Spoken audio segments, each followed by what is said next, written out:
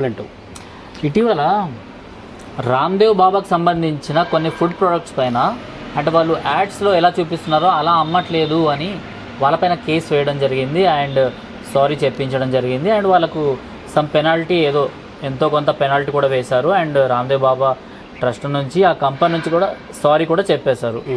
So ఇది కేవలం అంటే ఓన్లీ ఎందుకు రామ్దేవ్ బాబా లాంటి వాళ్ళనే రామ్దేవ్ బాబా తప్పు చేస్తే అతన్ని ఇలా చట్టరీత్యా నేరము అనేసి చెప్పడం ఓకే, బట్ విమల్ ఉంది, లేకపోతే బూస్ట్ ఉంది, లేకపోతే హార్లిక్స్ ఇవన్నీ కూడా అంటే శక్తినిచ్చే పోషకాలు ఇందులో ఉన్నాయని చెప్తారు. నిజంగా అందులో అవన్నీ ఉంటాయా? ఒక యాడ్లో చూపించే విధంగానే ఈ ప్రొడక్ట్స్ అన్నవి తయారు చేస్తారా?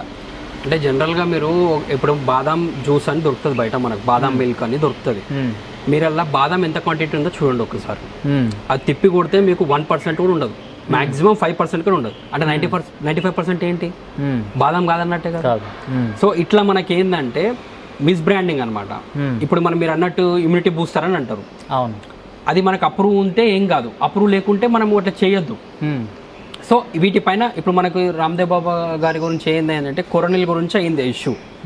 మన కోవిడ్ టైంలో ఇది క్యూర్ చేస్తుంది అని చెప్పి అట్లా అయింది. సో వీళ్ళకు అలోపతి వాళ్ళకు పడరాదు, అలోపతి వాళ్ళకు అసలు ఆయుర్వేదిక్ అంటే అసలు ఇవన్నీ పడరాదు. వాళ్ళు ఏమంటారు సూడో సైన్స్ అని అంటారు.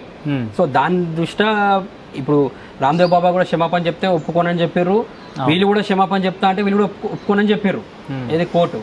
సో అది కోర్టు పరిధిలో ఉంది. అట్లా అని మనం ఏం మాట్లాడలేము దాని గురించి. మాట్లాడితే మళ్ళీ కంటెంప్ట్ ఆఫ్ కోర్టు కూడా అవుతుంది.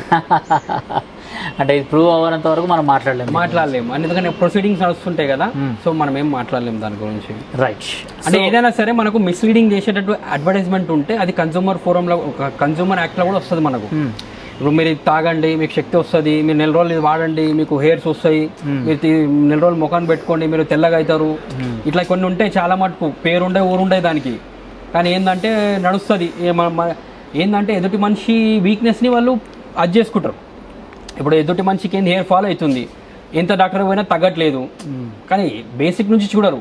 అరే ఇది ఆయిల్ పెట్టుకో తక్కువ అవుతాయి అంటే కొంటారు, ఎంత కాస్ట్ అయినా కొంటారు, అది పెడితే ఇంకో సైడ్ ఎఫెక్ట్ అవుతుంది. సో అట్లా ఆ టైంలో ఏంటంటే మనము కన్స్యూమర్ ఫోరంలో కూడా మనం కంప్లైంట్ చేసి కంపెన్సేషన్ కూడా తీసుకోవచ్చు మనం.